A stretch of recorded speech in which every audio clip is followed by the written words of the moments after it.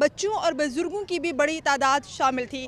गुज़श्ता 61 रोज़ से सख्त सर्दी में ये मुजाहिरीन हमें प्रेस क्लब के बाहर ही नजर आए, लेकिन आज एकदम से ये ऐलान कर दिया गया है कि इस धरने को ख़त्म कर दिया गया है और ये ऐलान डॉक्टर महारंग बलोच की जानिब से किया गया।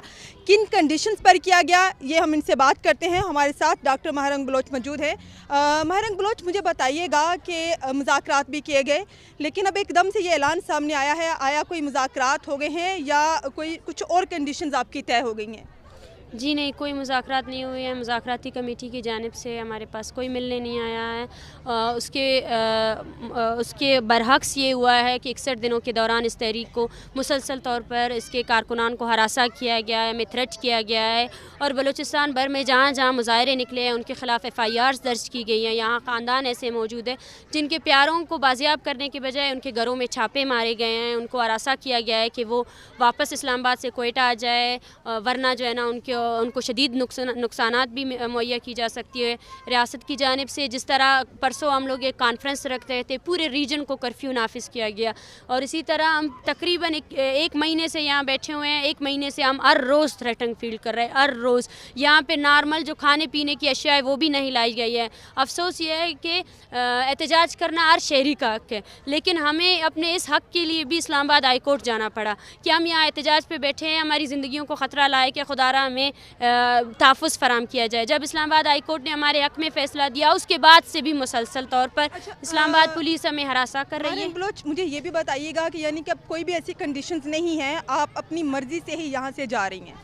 देखिए, मर्ज़ी की बात नहीं है। मसला ये है कि हमें एक थ्रेटन सिचुएशन में लाया गया है। यहाँ पे एक थ्रेट अलर्ट जारी करके यहाँ पे बच्चों औरतों को मशकूक करार दिया जा रहा है और कल को अगर कोई वायलेंस किया जा सकता है, वायलेंस के लिए एक फ़िज़ा फराहम की गई है। हमें बहुत अफसोस है कि हम यहाँ पर आए थे, अपने मुतालबात लेकर आए थे, क्योंकि इस्लामाबाद विफाक है तो वो बलूचिस्तान का भी विफाक कहलाया जाता है। हम बलूचिस्तान से कुछ जेन्युइन इशूज़ लेकर आए थे, जो आइनी इशूज़ थे, जिन पर बात हो सकती थी, जिनका हल तलाश किया जा सकता और जिनका हल पाकिस्तान के कॉन्स्टिट्यूशन में ही मौजूद है कि लोगों को अपनी अदालतों में पेश किया जाए, एक्स्ट्रा जुडिशली किसी को किल ना किया जाए। हमारे बेसिकली मुतालबात ही यही थे, जिस पर पूरा बलूचिस्तान सरापा एहतजाज था। इसमें लाखों के लोग मौजूद है।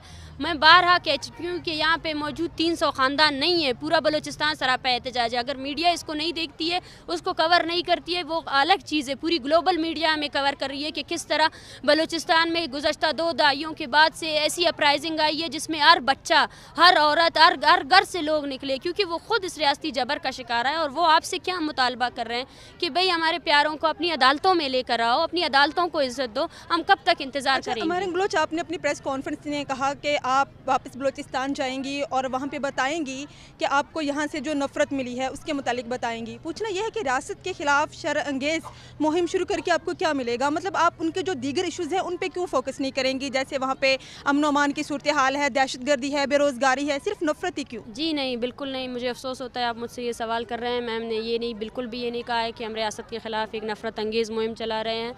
हम यहाँ आए थे और हमारा मुतालबा आज भी यही है रियासत से कि वो एंड एनफोर्स डिसअपेरेंस करे, जिबरी गुमशुदगी को एक जुर्म करार दे और साथ साथ जितने लोग हैं उनको रिहा किया जाए। हमारा कहना ये था, अगर कोई प्रेस कॉन्फ्रेंस के एक फ़िक्रे को फिर से अगर आप लोग जो है ना मीडिया में ला कर जो है ना उसको वो करना चाहते हैं तो वो मुझे अफसोस होता है, लेकिन हमने ये कहा है कि हम बलूचिस्तान में से आए हुए लोगों के साथ जो रियासती रवैया था वो बताएंगे। जिस तरह औरतों को मारा गया, जिस तरह औरतों पर वाटर कैनन के ज़रिए हमले किए गए, जिस तरह यहाँ पे हमें चारदार खारों के दरमियान जो रखा गया है, जिस तरह जब हम यहाँ पे एक कॉन्फ्रेंस इनकाद करते हैं उसी तरह जो है ना लोगों को, वो लोग जो इंसानी हुकूक के कारकुनान हैं, जो जर्नलिस्ट है, जो HRCP के मुनज़ा को भी यहाँ पे रोका गया। सब ने, पूरी दुनिया ने देखा, पूरे इस्लामाबाद ने देखा कि हम जो औरतें यहाँ बैठी हुई थी टटरती सर्दी में, हमारे मुतालबात क्या थे कि हमारे लोगों को रिहा करो, भाई अपनी अदालतों में पेश करो। हम आपसे मुतालबा करने आए थे, लेकिन किस तरह वज़ीर आज़म ने जो है ना हमें दहशतगर्द करार दिया और वो जर्नलिस्ट जो हमें कवर कर रहे थे उनको भी जो है ना दहशतगर्द करार दिया गया।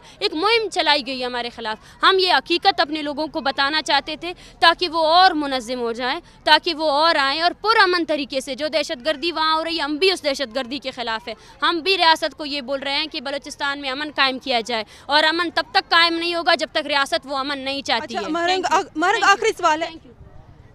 जी बिल्कुल, डॉक्टर महरंग बलोच की गुफ्तगू आपने सुनी। उनका कहना है कि उनके साथ किसी ने भी मुज़ाकरात नहीं किए। बहुत से सवालात अभी बाकी थे, लेकिन शायद एक दो सवाल का जवाब देना ही उनके लिए बहुत दुश्वार था, इसलिए उन्होंने मज़ीद जवाब देने से गुरेज़ किया।